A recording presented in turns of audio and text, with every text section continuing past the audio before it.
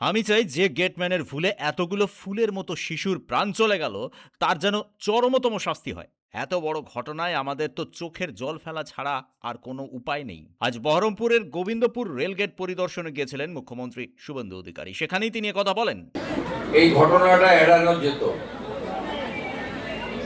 প্রাথমিক তদন্তে রেল এবং পুলিশ যেটা আমাকে জানিয়েছে, গেটম্যানের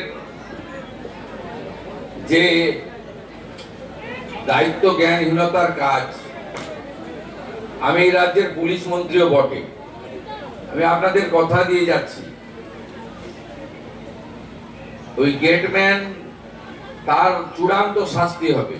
মুখ্যমন্ত্রী আজ মৃত ছাত্রদের পরিবারকে ৫ লক্ষ টাকা আর আহতদের ১ লক্ষ টাকার আর্থিক অনুদান প্রদান করেন।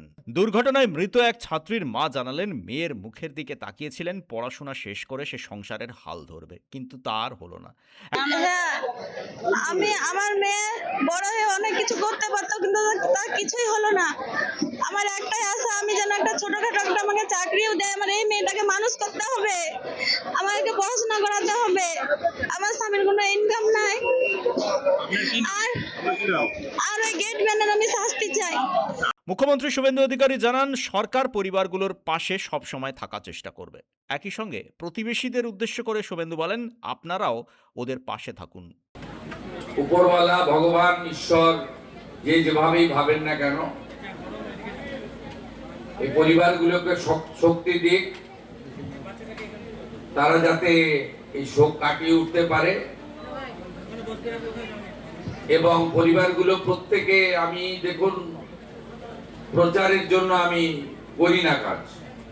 আমি যে অর্থ দিয়েছি সরকারি অর্থ, আমার অর্থ নয়। তার বাইরেও পরিবারগুলো যেগুলো যা চেয়েছে, কিছু দায়িত্ব আমি এসপিডিএম কে দিয়ে গেছি, তারা করবে। আর দুটো একটা দায়িত্ব আছে আমার, আমি সেটা করব। আপনাদের সকলকে বলবো, গ্রামবাসীদের, এই পরিবারগুলোর প্রতি লক্ষ্য নজর রাখবেন। এবং 3টি পরিবার, একজন তো সৌদিতে থাকে আর দুজন তো দেখলাম পরিযায়ী শ্রমিক, বাইরে থাকেন, তারা ফিরে এসেছেন ট্রেনে।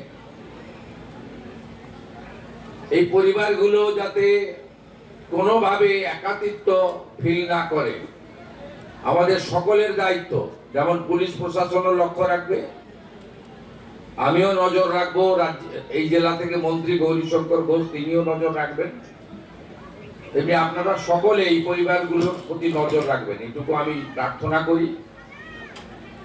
আমরা অনেক চেষ্টা করেছি বহরমপুর মেডিকেল কলেজে আহতদেরকে সকলকে বাঁচানোর জন্য, পারিনি বাঁচাতে সবাইকে, এখনো 2 জন ভর্তি আছে। ইতিমধ্যে গেটম্যানকে গ্রেপ্তার করা হয়েছে। মুখ্যমন্ত্রী আজ গোবিন্দপুর হাসপাতালেও যান, আহতদের দেখে আসেন তিনি। ব্যুরো রিপোর্ট, পূবের কলম ডিজিটাল।